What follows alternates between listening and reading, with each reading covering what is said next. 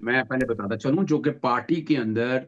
ہر set کے اوپر یہ فیصلہ ہو گیا تھا کہ ضمنی الیکشن بالکل جن میں ڈسکوالیفیکیشن ہوئی تھی، عمر ایوب صاحب اور حماد عدل صاحب ان کا کہنا تھا کہ نہیں یہ سیٹیں خالی نہیں چھوڑنی چاہیے، یہ فیصلے تھے۔ میرا جانتا خیال ہے جو میرے تک اطلاعات ہیں پارٹی کی طرف سے بالکل یہ نہیں تھا، اگر ہوتا تو الیکشن پھر اس طرح بھرپور طریقے سے لڑا جاتا۔ ایشو یہ نہیں ہے، ایشو میں صرف اس کا خاص طور پر یہ 167 کے حلقے سے بتاتا چلوں میں وہ بہت ضروری ہے جی پلیز۔ لیکن واٹ ایور اٹ از جو کوئی بھی ہے، آپ نے دیکھا کہ 8 فروری والا دن میں نے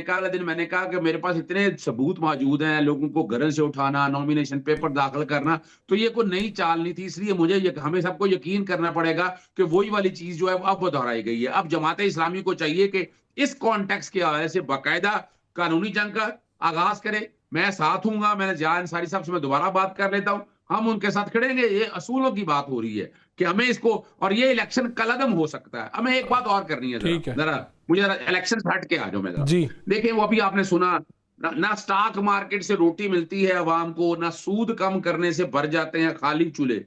شیر اوپر کیے تو جشن ایوانوں میں ہوا، مہنگائی نے غریب کا جنازہ اٹھا لیا۔ اب ذرا یاد رکھنا ہے، کیا بات ہے، سٹاک مارکیٹ اوپر جانا،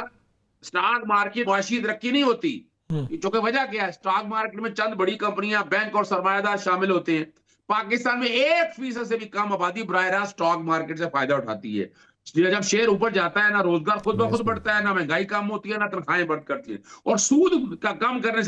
سے کیا ہوتا ہے، ٹھیک ہے نا جی، فائدہ تو تب ہوتا ہے جب صنعتیں چل رہی ہوں، کاروبار محفوظ ہوں، بجلی گیس ٹیکس قابل برداشت ہو، سیاسی استحکام ہو۔ آپ کو پوائنٹ آ گیا، ادارہ یار اس ملک کو جانا ہے، ٹیکس بیس بڑھائیں۔ ٹھیک ہے جی آپ صاحب دیکھیں، یہ جس طرح فگرز پیش کی جاتی ہیں اور جس طرح یہ بات کر رہے ہیں، اصل میں یہ ہمارے ہاں ایک بہت بڑا ایک طبقہ ہے جو کہ زبانی کلامی چند سرویز کی رپورٹیں یا کہیں سے فگرز اٹھا لیے۔ دیکھیں ہم وہ لوگ ہیں جو کہ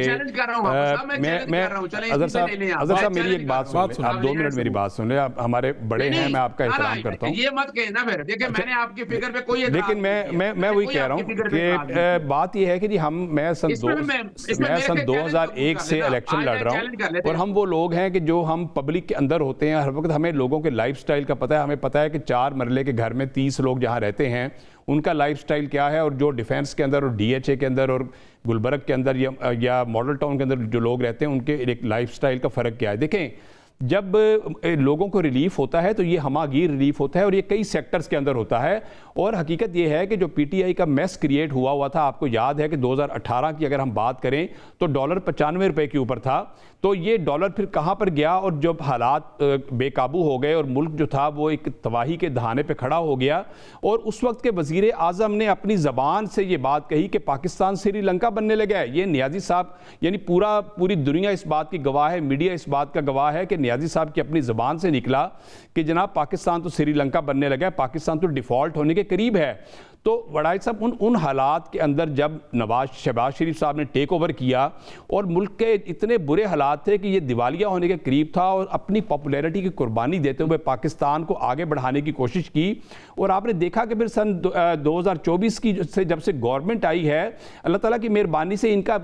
بنا ہوا جو میس تھا وہ بھی ختم ہوا ہے، اور پاکستان دوبارہ ایک ترقی کی طرف گامزن ہوا ہے۔ اچھا، ترقی میں صرف جو میں نے ابھی معاشی انڈیکیٹرز بتائے آپ کو جن کی بے پناہ اہمیت ہے پوری دنیا کے اندر، اب یہ کہیں گے تو میرا خیال ہے کہ ان کی اس بات کی اہمیت نہیں ہے، پوری دنیا اس بات کو مانتی ہے۔ دوسری طرف پیرلل جو ہے، آپ پنجاب حکومت کی جو کارکردگی دیکھیں کہ جو لوگوں کے لائف سٹائل کو بہتر کرنے کے لیے، لوگوں کو اکاموڈیٹ کرنے کے لیے، لوگوں کا معیار زندگی بہتر کرنے کے لیے مریم نواز صاحبہ کے جو انیشیٹوز ہیں، جو ماؤں بہنوں کے لیے، بیٹیوں کے لیے، بزرگوں، نوجوانوں کے لیے، آپ ایک گلی تعمیر ہو رہی ہے، آپ کے پاس سینیٹیشن کا آپ کا نظام بہترین ہو گیا، آپ کے پارکس گل و گلزار ہو گئے ہیں، آپ کا جو ہے انفراسٹرکچر کا جال بچھ گیا، پبلک ٹرانسپورٹ، آپ مسکرا رہے ہیں، بات کر رہے ہیں، پبلک ٹرانسپورٹ جو ہے آپ کو یہ ترقی نظر نہیں آ رہی مریم صاحبہ کی؟ پبلک ٹرانسپورٹ جو ہے یہ گراس روٹ لیول پہ جو چھوٹے قصبے ہیں، چھوٹے شہر ہیں، ان کے اندر گرین بسز فراہم کر دی گئی ہیں، اور اتنی بڑی تعداد میں ہیلتھ کے اندر، ایجوکیشن کے اندر،